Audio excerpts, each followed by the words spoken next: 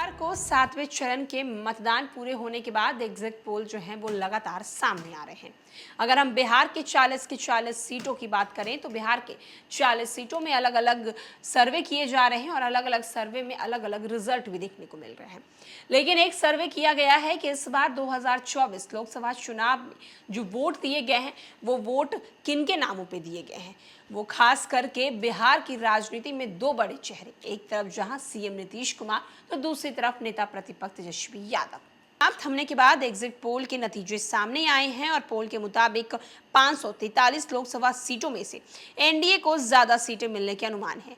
ज्यादातर exit poll में NDA को 300 से अधिक सीटें दे दी गई हैं। इंडिया गठबंधन 130 से 150 सीटें मिल सकती है, बाकी सीटें अन्य खाते में जाती हुई नजर आ रही है। हालांकि केवल अनुमान के आधार पर जारी किए गए आंकड़े हैं। चुनाव के नतीजे कैसे होंगे 4 जून को पता चल जाएगा, जब वोटों की गिनती शुरू होगी। एग्जिट पोल के अनुसार एनडीए 2019 के लोकसभा चुनाव से बड़ी जीत दर्ज कर सकती है। चुनाव के 7वें और अंतिम चरण के मतदान के बाद सबकी नजर एग्जिट पोल पर लगी थी। शनिवार शाम मतदान का समय समाप्त होने के बाद ये जो एग्जिट पोल सामने आए हैं उनमें बिहार एनडीए को बढ़त बताई जा रही है। हालांकि पिछले चुनाव की तुलना में नुकसान का अनुमान लगाया जा रहा है। एक तरफ जहां एग्जिट पोल के मुताबिक बिहार में एनडीए को 32 से 37 सीट मिलने का अनुमान है, जबकि इंडिया गठबंधन के खाते में 2 से 7 सीट जाती हुई नजर आ रही है। वहीं आपको बताते चलें कि सर्वे के मुताबिक बिहार में एनडीए को 29 से 33 सीट मिल सकती है, जबकि इंडिया गठबंधन के खाते में 7 से 10 सीट जा सकती है। इसमें भाजपा को 13 से 15, जदयू को 9 से 11, कांग्रेस को 1 से 2 सीट मिलने के अनुमान जताए जा रहे हैं। अगर हम बात करने जाएं अभी तक के सर्वे के मुताबिक तो भाजपा को 13 से 15 सीट मिलने के अनुमान है, जबकि जदयू को 9 से 11 सीट मिलने के अनुमान है।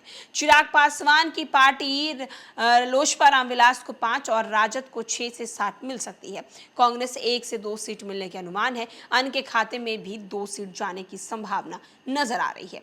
बिहार में एनडीए में भाजपा, जदयू, लोजपा, जीतन राम मांझी की पार्टी हिंदुस्तानी अवाम मोर्चा, उपेंद्र कुशवाहा की राष्ट्रीय लोक मोर्चा शामिल है। पिछले लोकसभा चुनाव में एनडीए के 39 सीटों पर जीत दर्ज की गई थी, जबकि कांग्रेस को सिर्फ 1 सीट मिली थी और कहीं ना कहीं वो विपक्ष की इज्जत बचाने का भी काम की थी।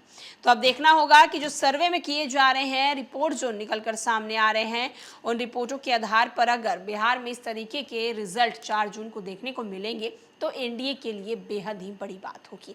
लेकिन सवाल ये उठता है कि इस बार अगर एनडीए को नुकसान होता है तो ये नुकसान किन कारणों की वजह से होता है, क्योंकि पिछले अगर लोकसभा की बात करें, 2019 लोकसभा की बात करें तो एनडीए 40 में से 39 सीटों पर जीत दर्ज की है और इस बार जो सर्वे निकलकर सामने आ रहे हैं उसमें 29 से 30 सीट जो है वो बताए जा रहे हैं। तो ऐसे में 10 सीटों का जो एनडीए को नुकसान हो रहा है वो किन वजहों से नुकसान हो रहा है और खास करके इस बार जो वोट दिए गए हैं वो किन चेहरों पे वोट दिए गए हैं, ये भी देखने वाली बात होगी। फिलहाल कल इस अपडेट में इतना ही।